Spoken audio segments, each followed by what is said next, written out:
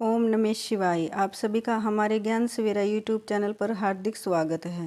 आइए सुनते हैं सावन मास महात्म्य का 12वां अध्याय, स्वर्ण गौरी व्रत। श्री शंकर भगवान ने श्री संत कुमार से कहा, हे तात, अब मैं तुमसे श्रावण मास के शुक्ल पक्ष की तृतीया तिथि को किया जाने वाला शुभ स्वर्ण गौरी व्रत कहूँगा।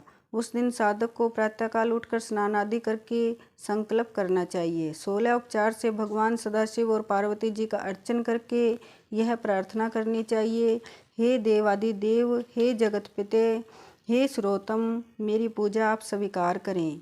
महादेवी भवानी के व्रत की मूर्ति के 16 वायन दंपतियों को देने चाहिए और कहना चाहिए कि मैं भवानी के प्रीत्यर्थ तथा व्रत पूर्ति के निमित्त उत्तम ब्राह्मणों को वायन देता हूँ। चावलों के आटे से बनाए हुए 16 पकवान बांस की 16 टोकरियों में रखकर वस्त्रों से युक्त करके सपत्नीक 16 ब्राह्मणों को बुलाकर इस प्रकार निवेदन करना चाहिए, मैं व्रत की संपूर्णता और फल प्राप्त करने के लिए यह वायन देता हूँ। अलंकार आदि से संपन्न पतिव्रत धर्मयुक्त शोभन सुवासिनी इसे स्वीकार करे। इस तरह 16 वर्ष, 8 वर्ष, 4 या 1 वर्ष व्रत करके उद्यापन करना चाहिए। अर्चन की समाप्ति पर कथा सुनकर व्यास का अर्चन करना चाहिए। संत कुमार जी ने भगवान श्री सदाशिव से कहा, हे प्रभु, इस व्रत को किसने किया था, इसका महात्म्य क्या है, आप यह सब मुझे बतलाइए।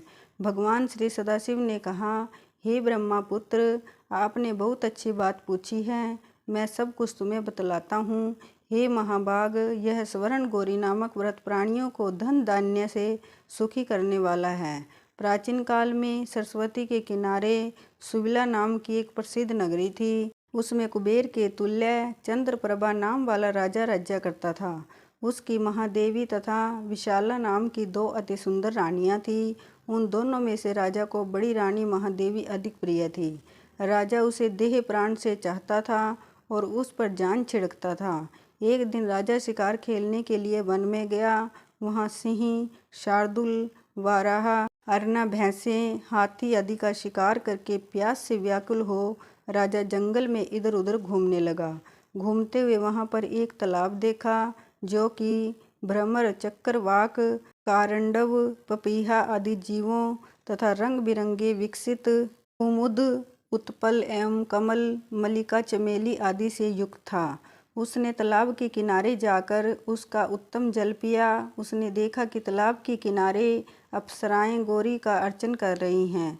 उनसे राजा ने पूछा, आप यह क्या कर रही हैं? उन्होंने उत्तर दिया, हे महाराज, हम स्वर्ण गौरी का व्रत कर रही हैं। यह मनुष्यों को हर प्रकार की संपत्ति प्रदान करता है, आप भी इस व्रत को कीजिए। राजा ने कहा, देवियों, आप इस व्रत की विधि मुझे बतलाइए, साथ ही यह भी कहिए कि इस व्रत के करने से क्या फल प्राप्त होता है। अप्सराओं ने कहा, महाराज, श्रावण शुक्ला तीज के दिन स्वर्ण गौरी का यह व्रत किया जाता है।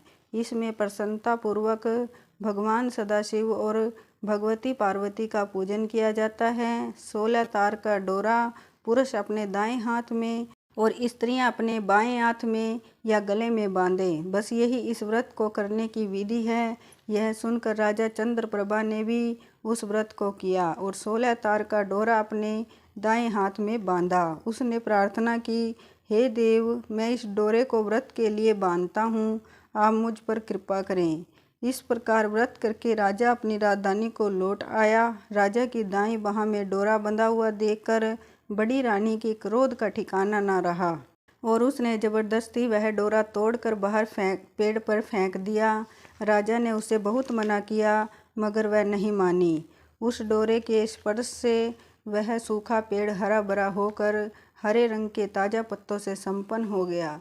छोटी रानी ने यह सारा हाल देखा। उसने वह टूटा डोरा पेड़ से उतारकर अपनी बाईं भुजा में बांध लिया। बस उस डोरे के प्रभाव से छोटी रानी राजा को सर्वाधिक प्रिय हो गई।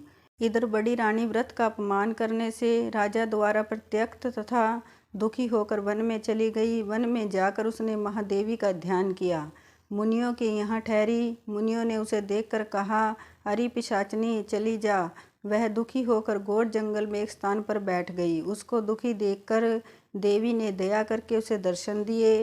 रानी ने देवी को दंडवत प्रणाम किया और इस प्रकार उसकी स्तुति की, हे देवी आपकी जय हो, आपको नमस्कार है।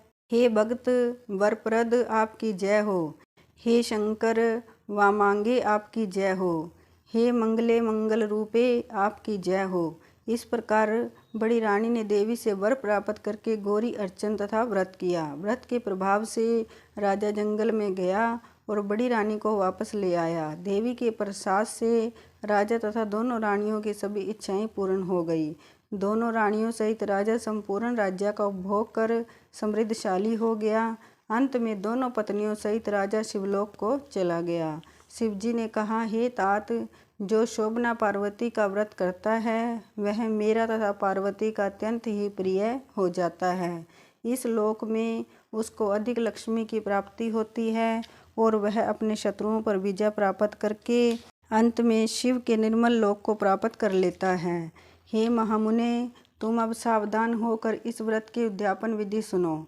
शुभ तिथि, शुभ वार, चंद्र बल, तारा बल हो जाने पर मंडप में अष्टदल कमल के ऊपर धान्य, उसके ऊपर घट रखना चाहिए। इस घट के ऊपर 16 पल का बना तांबे का पूर्ण पात्र रखना चाहिए। उस पूर्ण पात्र में तिल भरकर उस पर पार्वती तथा भगवान सदाशिव की प्रतिमाएं रखनी चाहिए। 2 श्वेत कपड़े और श्वेत यज्ञोपवीत रखने चाहिए। यथा विधि वेद मंत्रों से पूजन करके रात में जागना चाहिए। अगले दिन प्रातःकाल फिर पूजन करके हवन करना चाहिए। पहले गृह होम करना चाहिए और उसके पश्चात आधान होम करना चाहिए। यव मिश्रित तिल को घी में मिलाकर 1000 या 100 प्रदान आहुतियाँ देनी चाहिए। वस्त्र अलंकार देनों आदि से आचार्य की पूजा करनी चाहिए। 16 वाइनों को दान करके ब्राह्मणों को भोजन करवाना चाहिए। सपत्नीक 16 ब्राह्मणों को भोजन करवाकर सामर्थ्य के अनुसार दक्षिणा देनी चाहिए। इतना सब कुछ हो जाने के बाद हर्षोल्लास से सगे संबंधियों सहित भोजन करना चाहिए। बोलिए शिव शंकर भगवान की जय।